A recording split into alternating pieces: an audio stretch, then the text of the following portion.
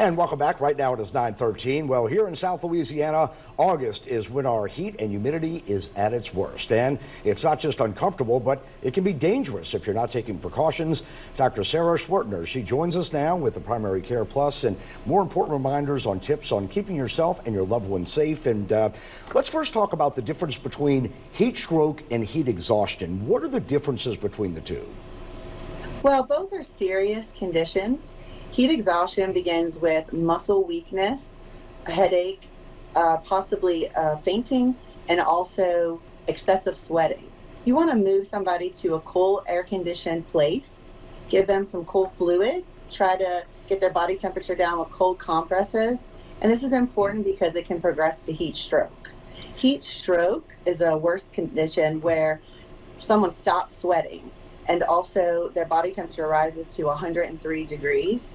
This can be life-threatening, so you want to call 911, move them to a cool place, and definitely do not give them cold fluids because they can end up in shock. Gotcha. So when it comes down to if somebody is going to do yard work, and the worst time of the day is the hottest part of the day, but should they kind of preload and hydrate kind of before they go to that activity? Absolutely. You want to definitely stay hydrated before you feel thirsty or before you feel hot. So when it comes down to the elderly, a lot of time we say check on the elderly and children. You know, there's a gap between the ages of the younger and the much older that really are more susceptible to the heat than really more middle-aged people. Is that right? Right. So the elderly, sometimes they're on diuretics, so they're losing water already. They're very sensitive to temperature changes. So you want to check on them as much as possible. So when it comes down to people who are doing a lot of stressful work outside, what are some of the things they look for? Because a lot of times you say, as we mentioned, kind of preload, make sure you get that hydration. You think you're drinking enough during that activity outdoors, but you're profusely sweating. What are some of the things we need to look for to stop before it gets to those points of exhaustion or stroke? So you want to look for if someone's having excessive sweating, like I said previously.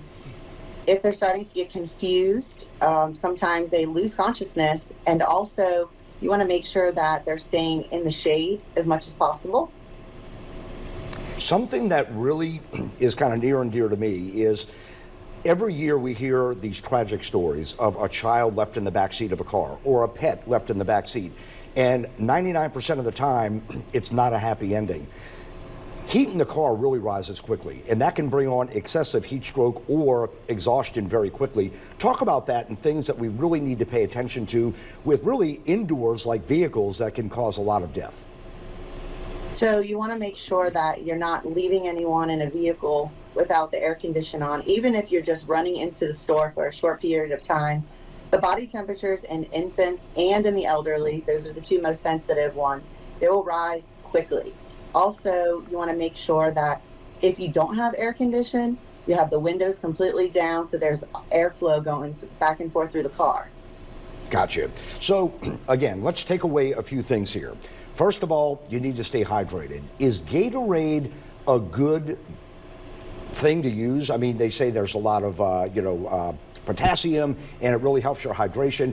Is water better than some things, or are there other drinks that we can use to kind of get that body going?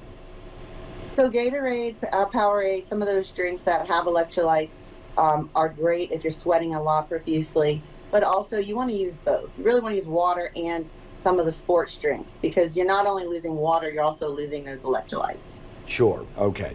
Well, great information, and we're in the heart of it, the summer months and some of the hottest time of the year. So some great tips out there. Make sure you stay hydrated, and just if you're feeling a little bit dizzy or weak, just get into the indoors and just kind of take it easy. I do appreciate your time. Thanks again. Thanks for having me.